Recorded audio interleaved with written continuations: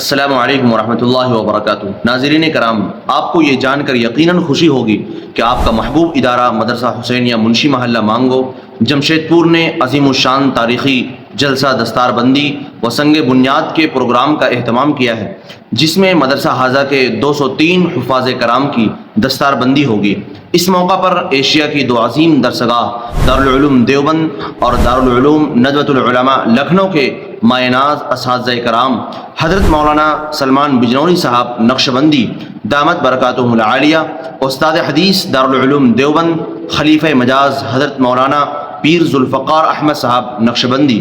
اور حضرت مولانا عبدالسبحان صاحب ناخدا ندوی و مدنی دامت برکاتہم العالیہ، استاد تفسیر دارالعلوم ندوۃ العلماء لکھنؤ و رکن آل انڈیا مسلم پرسنل لا بورڈ اور ان کے علاوہ دیگر علماء کرام تشریف لا رہے ہیں۔ یہ پروگرام بتاریخ 28 اگست 2025 بمطابق 4 ربیع الاول 1447 ہجری بروز جمعرات بعد نماز مغرب بمقام عام بغان میدان ساکچی جمشید پور میں ہونا طے پایا ہے، اور اس پروگرام کی صدارت عالم بعمل حضرت مولانا مفتی زین العابدین صاحب مظاہری کریں گے، اور اس پروگرام میں مقرر شعلہ بیاں فاضل نوجوان حضرت مولانا مفتی زاہد حسین صاحب قاسمی ناظم جامعہ عمر فاروق بڑبل اڑیسہ ہوں گے، اور جملہ اساتذہ کرام مدارس اسلامیہ اور ائمہ مساجد جمشید پور و اطراف ہوں گے۔ ان کے علاوہ دیگر علماء کرام بھی تشریف لا رہے ہیں، لہذا آپ تمام حضرات سے گزارش ہے کہ شریک جلسہ ہو کر دستار بندی کا روح پرور منظر ملاحظہ فرمائیں اور علماء کرام کے مواعظ حسنہ سے مستفیض ہوں۔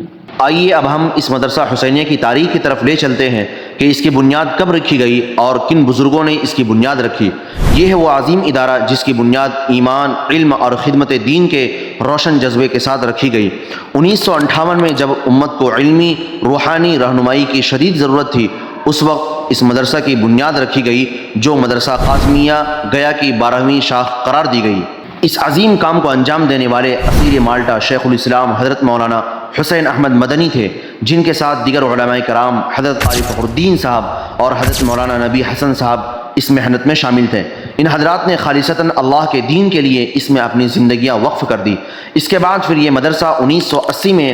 ولی ڈی سے منشی محلہ منتقل کر دیا گیا، اور 1980 تا 1986 عیسوی حالات کے بھور میں اس کا سفینہ گردش کرتا رہا۔ بالآخر اس ادارہ کو ایسے زندہ دل شخص کی ضرورت محسوس ہوئی جو اپنی محنت و کاوش سے اس تن ناتواں کو توانائی بخشے۔ چنانچہ 19 اکتوبر 1987 عیسوی میں مدرسہ حسینیہ کو وقار آزمودہ شخص بنام حضرت حافظ و قاری ظہور اکرم صاحب مل گئے، جن کی مدت سے تلاش تھی، اور جس وقت انہوں نے مدرسہ حاضہ کا باغڈور سنبھالا، اس وقت یہ مدرسہ 6 طلبہ، 3 اساتذہ اور 3 کھپڑیل کمروں پر مشتمل تھا، اور آج اس کی ترقی اتنی ہوئی کہ اس مدرسے میں سینکڑوں طلبہ علم دین حاصل کر رہے ہیں۔ یہاں سے فارغ ہونے والے طلبہ آج دارالعلوم دیوبند اور ندوۃ العلماء لکھنؤ اور مدارالعلوم سہارنپور میں ایک امتیازی شان کے حامل ہیں، اور میں خود یہاں کا ایک ادنا طالب علم ہوں، اس مدرسہ حسینیہ کا بھی اور مدارالعلوم کا بھی، کیونکہ ہم نے بھی اسی مدرسہ حسینیہ میں رہ کر زانو تلمذ ہو کر اساتذہ سے استفادہ کیا،